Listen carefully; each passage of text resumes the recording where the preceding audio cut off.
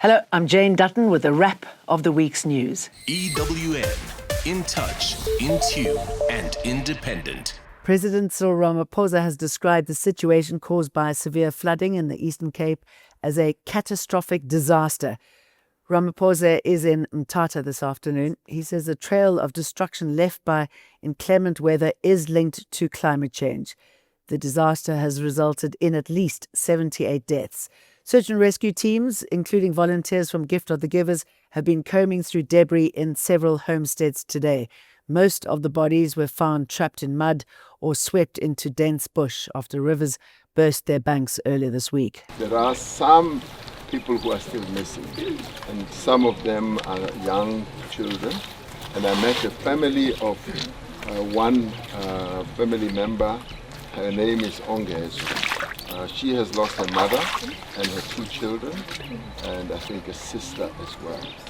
So it's a real sad situation in relation to that family, but I guess many other families are suffering more or less the same misfortune. There was no warning. It was quiet. That water came in like a silent killer. It was quiet. When I woke up, it was quiet. The only thing that woke me up was noise from my cupboard falling. The principal of Bergview College has laid criminal charges against some high-profile politicians who, he says, falsely accused him of raping a 7-year-old Eastern Cape pupil. This morning, AfriForum's private prosecution unit accompanied Jaco Pieterse to the Sophiatown police station in Johannesburg. All aspects of my life has been affected. My professional career, personal life, physical, emotional, it's just affected everything. Pieterse has laid charges of crime and injuria, that's the unlawful and intentional violation of another person's dignity or privacy, and the violations of the Cybercrimes and Intimidation Acts against EFF leader Julius Malema, ANC Secretary General Fikile Mbalula, and the Eastern Cape Education MEC Fundile Gade. This relates to the alleged rape of the Eastern Cape pupil, which gripped the nation this year, but the National Prosecuting Authority dropped the case, citing insufficient evidence. Investigators have recovered a black box recorder from the crash site of a London-bound passenger jet that ploughed into a residential area of India's Ahmedabad city, killing at least 265 people on board and on the ground. The Air India Boeing 7878 Dreamliner issued a mayday call shortly before it crashed around lunchtime on Thursday. After lifting barely 330 feet from the ground, one man on board the plane, which was carrying 242 passengers and crew, miraculously survived Thursday's fiery crash. We are happy about Vishwakumar Ramesh that he's been saved, but from other end, we just heartbroken about Ajay Kumar Ramesh. So at that time we were trying to call Ajay Kumar Ramesh, and his call was going through, but no one was answering the call and anything. So he thought he was live or something. After 2 hours, the internet and everything got switched off or something. I don't know what happened. After that, we knew we lost. The nose and front wheel of Air India Flight 171 landed on a canteen building where students were having lunch. The toll could rise further as more body parts are recovered. Funerals will be taking place this weekend for the aspiring pilots and a doctor killed when their plane crashed, but only after post-mortem results are released with the bodies. The Transport Department in KwaZulu-Natal says the investigation report around the plane crash is expected to be finalised in 30 days' time. 2 planes, which formed part of 3 planes formation from Durban to Pretoria, went missing on Sunday afternoon. Student pilots Nkobile Biela, Lulama Msane and medical student Sipe Sichle Buthelezi died when their plane crashed in bushy terrain. The South African Civil Aviation Authority and the police are investigating the cause of the accident.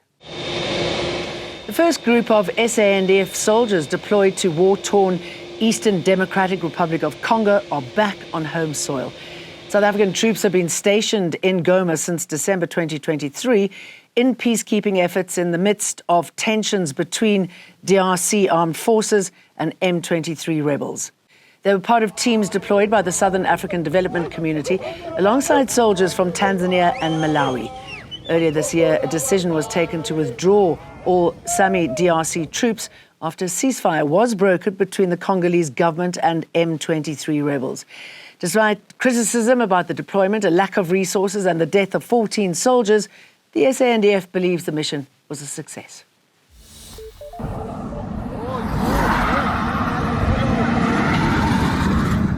Notable developments in the Middle East with worldwide repercussions. Israel has attacked Iran in a dizzying wave of strikes. The aerial onslaught killed several of the military's top brass, targeted an array of leading scientists, and struck military and nuclear sites across Iran in an unprecedented attack. اتمی هسته‌ای ما رو بگیرن و این قابل قبول نیست. این همه دانشمند زحمت کشیده، اونا رو ما به دست آوردیم، اونا میخوان بگیرن. یعنی دارن به ما زور میگن. اصلا قابل قبول نیست. Iran has now launched more than 100 drones towards Israeli territory. This could be the beginning of an extreme cycle of escalation between the long-time enemies.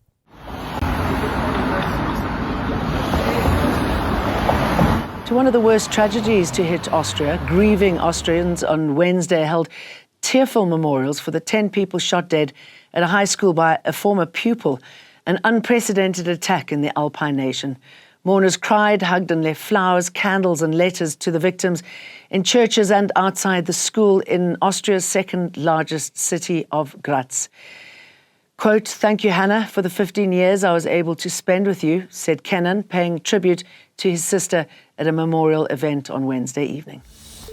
A South African powerlifter is celebrating after setting a new African record at the World Classic Open Championships in Germany. 42-year-old Nathan Michael-Steyn from Paro broke the African squat record, which was 185 kilograms, after a squat of 195 kilograms.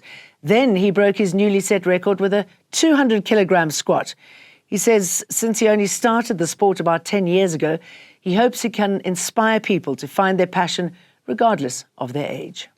It's been an honor for me to represent the country, to show the world what South Africans can do, especially the older South Africans. I feel like because I'm at the Open Championship, which is more geared towards younger athletes, I'm one of the older athletes in the group, but it's been an absolute honor. The Springbok squad has been in Joburg this week, where they've started their preparations for international season, which starts this month. The group excludes the Bulls players who are playing in the URC final on Saturday. The Springboks' first game is against the Barbarians Invitational team on the 28th of June in Cape Town, followed by matches against Italy and Georgia in July. We're wishing you a very happy weekend. Don't forget to download the EWN app. EWN, in touch, in tune, and independent.